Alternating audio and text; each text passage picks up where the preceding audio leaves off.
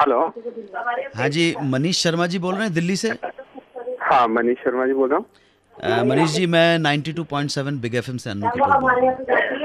अनु कपूर जी। हाँ जी really surprising. जी। Sir, मैं आपको बहुत बड़ा फैन हूँ। सीरियसली यकीन नहीं हो रहा मुझे बात हो रही है आपसे। नहीं, आपका नाम आपने जो एसएमएस भेजा था वो एसएमएस जो शॉर्टलिस्ट कर लिया गया, इसी वजह से हम स्टूडियो से आपसे मुखातिब हैं, आपसे बात कर रहे हैं। आप जो सवाल हाँ जी। पूछना चाहते हैं वो जीवन साहब के बारे में कुछ जानना चाहते हैं, पूछिए तो, ताकि आपका जो प्रश्न है वो पूरे हिंदुस्तान में जहाँ जहाँ बिग एफएम लोग सुनते हैं, इतना प्यार करते हैं, वो सब जान सके हाँ कि जी। दिल्ली के मनीष शर्मा जी क्या सवाल पूछना चाहते हैं। जी अनु जी, ये ना जीवन जी के बारे में मुझे पूछना था। एक्चुअली मैंने नेट पे भी ट्राई किया और लोगों से पूछा, जी। तो मुझे इनके बारे में कुछ जानकारी मिल नहीं पाई। अच्छा। तो मुझे पता है आप बहुत नजदीकी रहे हैं सभी फिल्म इंडस्ट्रीज वालों। नहीं, फिल्म इंडस्ट्री की थोड़ी बहुत जानकारी है मनीष जी, में जितना भी है, लेकिन फिर भी बताने की कोशिश करूंगा कि जीवन साहब के बेसिकली कश्मीरी ब्राह्मण हैं। हाँ और जी, हाँ जी। इनके पिताजी किसी जमाने में गिलगिट के गवर्नर हुआ करते थे। अच्छा। हाँ जी। और जीवन साहब का असली नाम था ओमकारनाथ धर। हाँ जी, हाँ जी। माता जी का देहांत 1915 में हो गया था, मतलब कि ये बिल्कुल जन्म के समय ही माता जी को खो बैठे थे। हाँ जी। और जब 3 साल के हुए तब तक पिताजी भी चल गए। अच्छा अच्छा अच्छा। तो 3 साल की उम्र आते आते माता जी भी चली गई और पिताजी भी चले गए। हाँ जी। हाँ जी। अब जिन्होंने भी घर वाले, मामा ने या चाचा ने, जिन्होंने भी इनको परवरिश की, हाँ जी। तो ये जैसे जैसे बड़े होने लगे इनको एक्टिंग का शौक होने लगा, एक्टिंग करना चाहते थे। अच्छा अच्छा। लेकिन ये वो जमाना हुआ करता था जब फिल्मों में या नाटकों में काम करना अच्छी दृष्टि से नहीं देखा जाता था, आप समझे ना। हाँ जी, हाँ जी।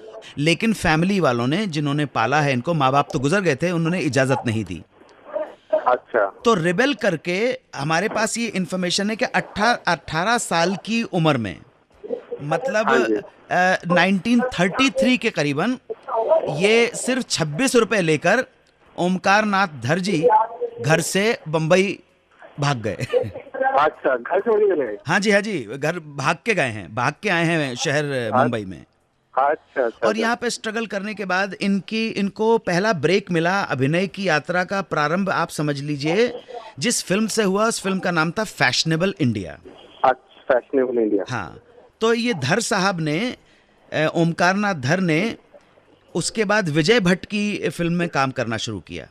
तब दादा विजय भट्ट ने, जो बहुत बड़े प्रोड्यूसर डायरेक्टर थे, उन्होंने इनको फिल्मी नाम दिया जीवन।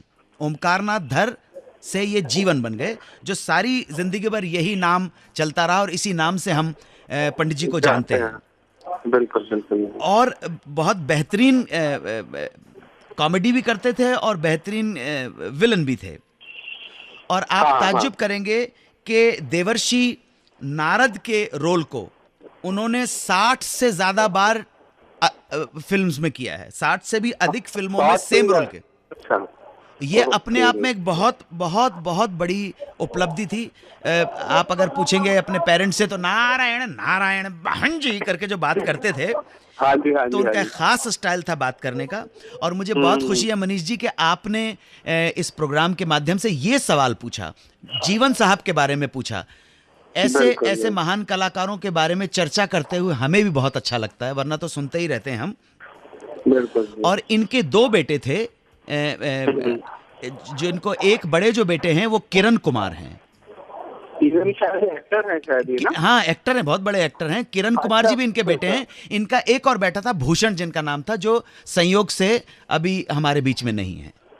अच्छा अच्छा। सो मुझे उम्मीद है कि आपको थोड़ा बहुत आपके प्रश्न का उत्तर मिल गया होगा। नहीं, बहुत अच्छे पता चल गया। मैं एक्चुअली मैं आपका आवाज को बहुत कायल हूँ जी। Thank you very much Manish ji, आपसे बात करके बहुत अच्छा लगा। हमारे साथ जुड़े रहिए। कोई और भी सवाल हो तो एसएमएस के जरिए बताइए। हमारा नंबर आप जानते हैं 55454, लिखिए बिग स्पेस और उसके बाद अपना सवाल। धन्यवाद Manish ji, thank you very much. Thank you sir, thank you very much. नमस्कार। भाई, जो बड़े बड़े स्टार हैं उनके बारे में तो सभी पूछते रहते हैं, उनके बारे में तो सभी जानते हैं। वो अहमद फराज का एक शेर मुझे याद आ रहा है कि अब के हम बिछड़े तो शायद कभी ख्वाबों में मिलें, जिस तरह सूखे हुए फूल किताबों में मिलें और ढूंढ उजड़े हुए लोगों में वफा के मोती, ढूंढ उजड़े हुए लोगों में वफा के मोती, शायद मुमकिन है ये खजाने तुझे खराबों में मिलें। आपके प्रेम की वजह से, आपके रिस्पॉन्स की वजह से ये रेडियो का आला दर्जे का प्रोग्राम बन चुका है। अगर आप सजेशंस भी देना चाहें तो उन सुझावों का स्वागत है। मैं कोशिश करूंगा कि हमारी टीम आपकी कसौटी पर खरी उतरे। जय हिंद, वंदे मातरम। 92.7 बिग FM पर सुनते रहिए रेडियो का number 1 show Suhana suffer with Anu Kapoor.